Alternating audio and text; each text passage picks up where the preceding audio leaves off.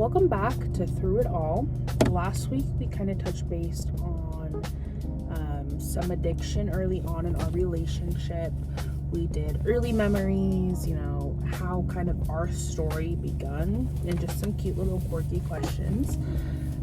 This week we are going to be sharing some of the harder parts. I feel like touch a little bit more into the addiction side of it because I think we ended with me kind of being more open-minded to things, on how we kind of just progressed our relationship with it and how we fought that together, and basically what it took to survive and just keep pushing for each other. Ultimately, our goal isn't to want to relieve pain, but we want to give hope that there is light at the end of the tunnel if anything does happen. Or understand it better. Yeah, for sure. We definitely think, we are touching more on, like I said, addiction, where our communication kind of just took a plummeting hole. We had trust issues. We had, what they call the honeymoon phase. That kind of ended for us really early, I feel like. So we're kind of just going to touch base on, how we continued to go forward and fought to be together. So our story and background, I'm going to start by, explaining how we adapted certain behaviors to addiction, or whenever we start realizing that it was a problem, how it affected trust, connection, and then what each of us experienced going through it. At the time, I think when we explained in our last one, I explained how it came into my life, how I dealt through it, and what triggered it, and then how we talked through it and understood that it wasn't, no addiction is normal, but how mine was different than the rest. So our first segment is going to be describing what changed, the decision, our events, our mindset that started to recovery and wanting to grow past an addiction. I hit a point where I knew that I couldn't keep living the same way that I was. I couldn't keep turning to what I wanted to watch and then loving her. I couldn't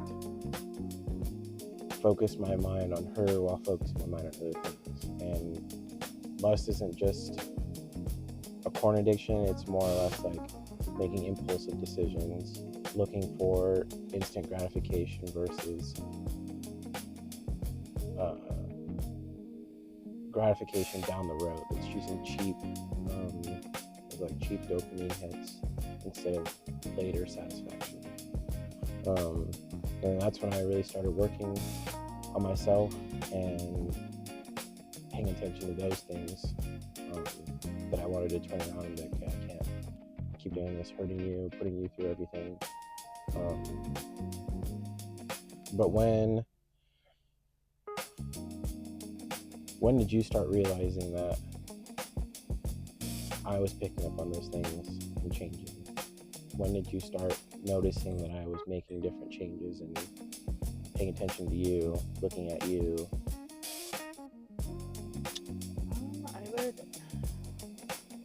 It's cliche to say, but I think it was more when we were being more intimate towards me.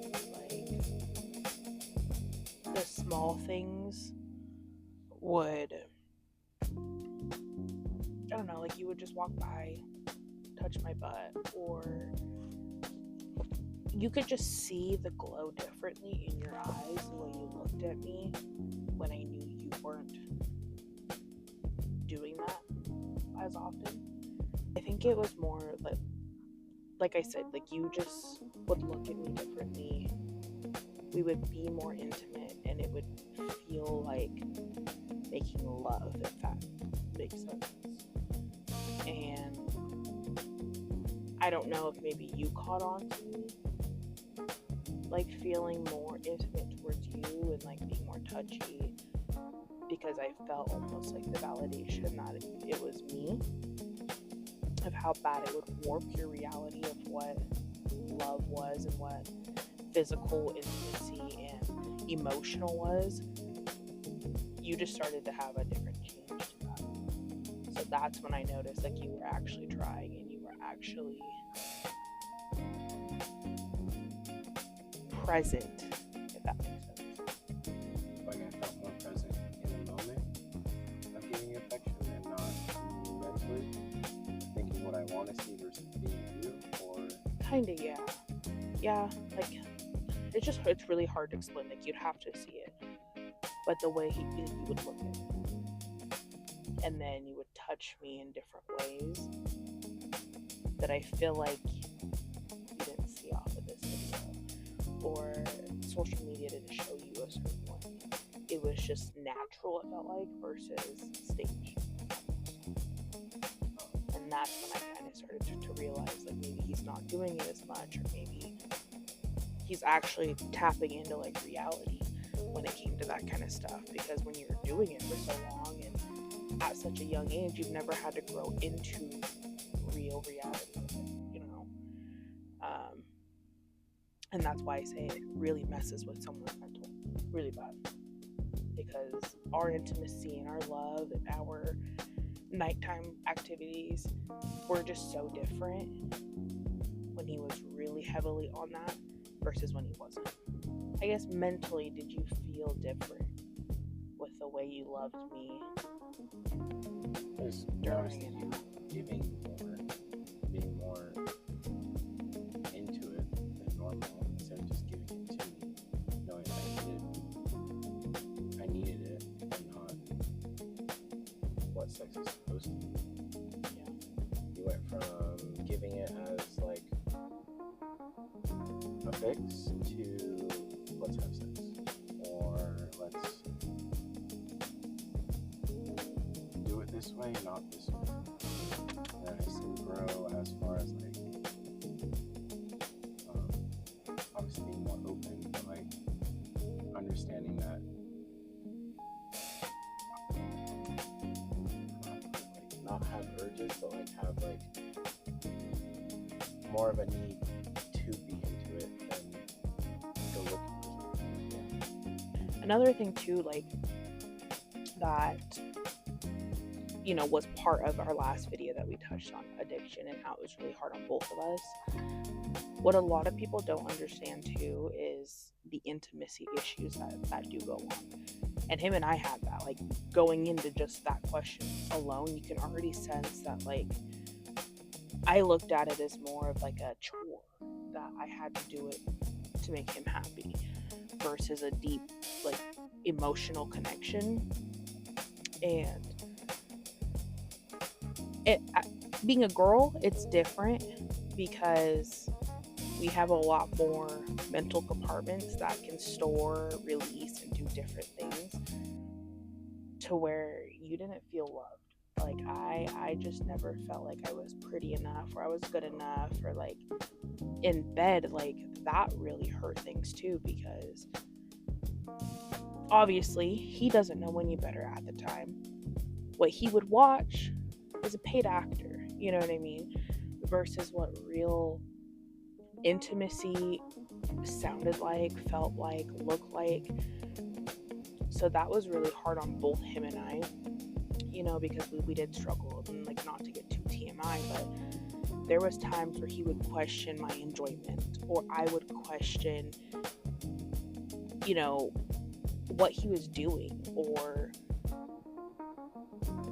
I don't know how to put it. Like,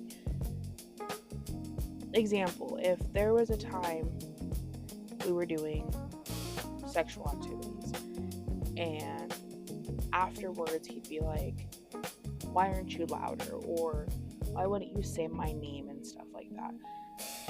And that really puts a damper on our intimacy, because what he thought was real, was reality, was something that has totally like warped his reality of what that is.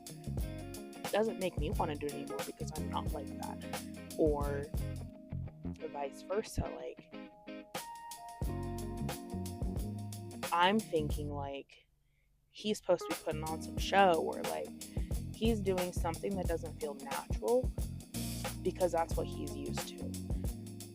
And not to touch too much on the topic, but you will have a lot of intimacy problems, whether that's in the bed, whether that's just out in public affection, because it just really puts a damper on like what you think it's supposed to be. And that's, again, like not too much of a topic, but we struggled with this for years, which kind of went into like our communication and trust issues too. We dealt with that for a very long time.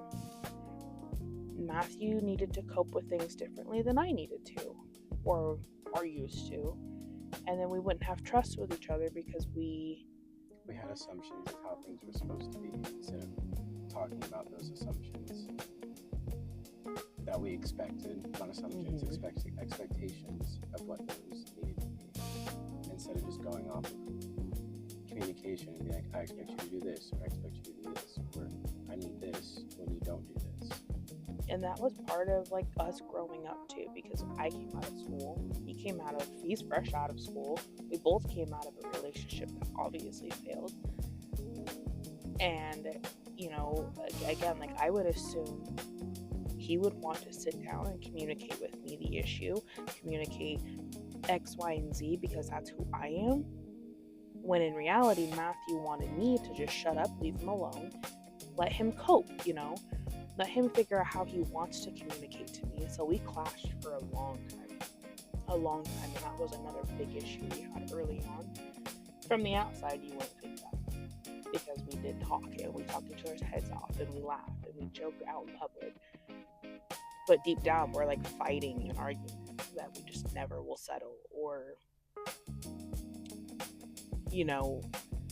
we get home and we don't talk to each other when we just spent the night at a family barbecue, which really sucked because you could tell something was up, but you wouldn't think that's the issue. Just a lot of expecting things up here for her to do or I to do.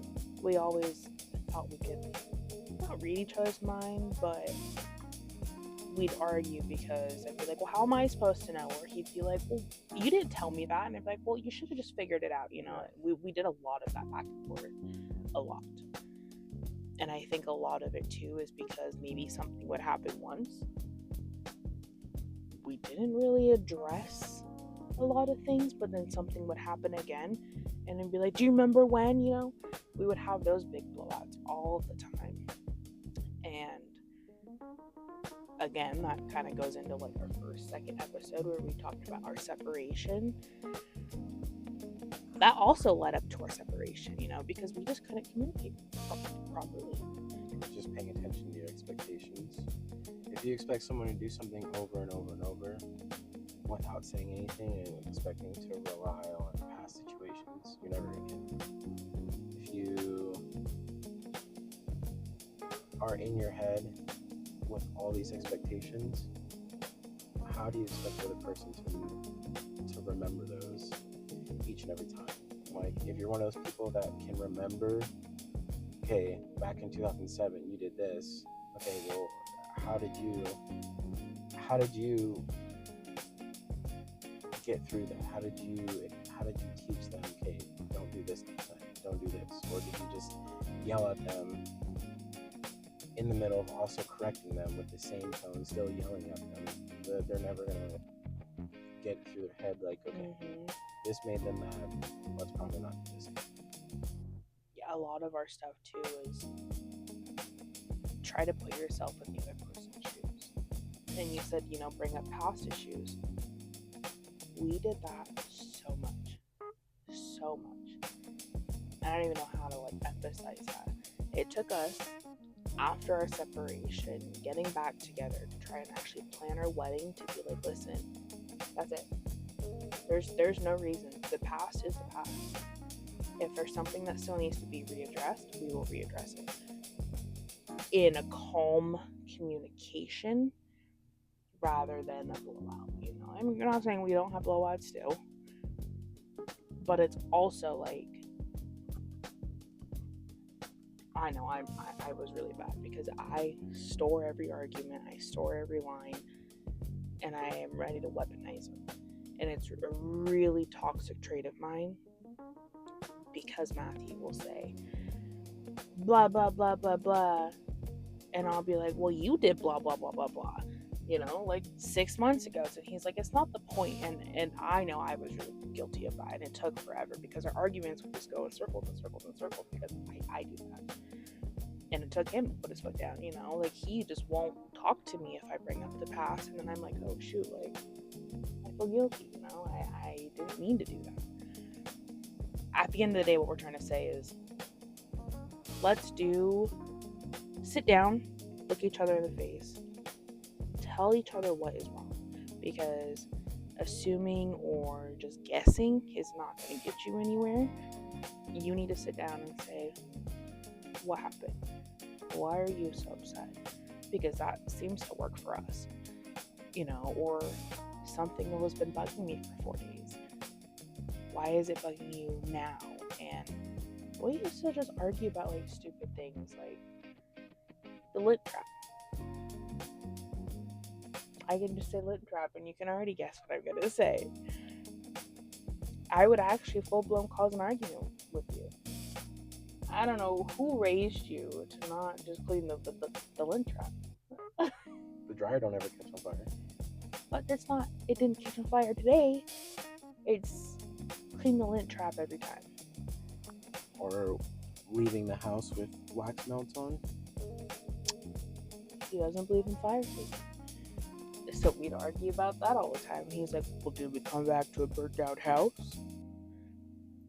And it's funny now because we can joke about it. But we were serious. Like, I will full-blown yell at you.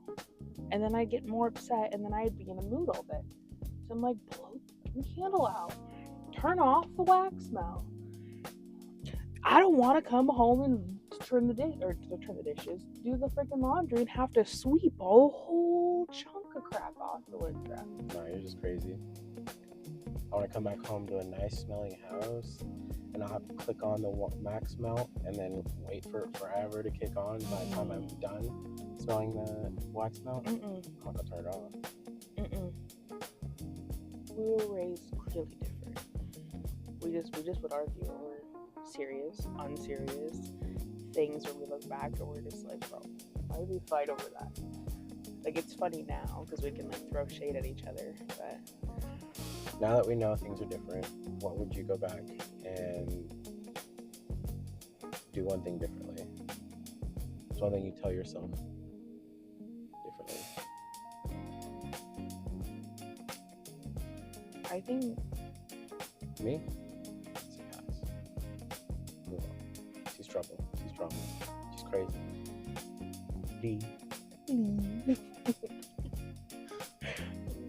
No, I think I'm just very confrontational. And not saying that I want to argue. No, you're hard-headed. No. I could bowl with your head.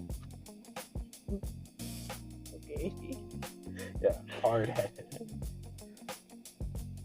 I don't know. I guess you could say hard-headed. I'm confrontational, but I'm also the kind of person that just won't shut up and listen. So if I were to say something back then, I would say, let him talk. But long story short, how many times did not you, you guys are like, I do talk now, but I just would never just let him talk, or he would say something, I'm just like I need to freaking argue. Like, I just need to like shut it down real quick, and then our arguments would get nowhere because I'm talking over him, or I just wish I would just shut up more and listen. It tweak in my head. Yeah. My eye just can't like stop, and then reset. My eyebrow will just raise, and I'm just like, no way you just said that. I'm gonna spew it. Well, I think I would just calm down first. I wouldn't get so angry right off the bat. And just listen. Calm down and listen.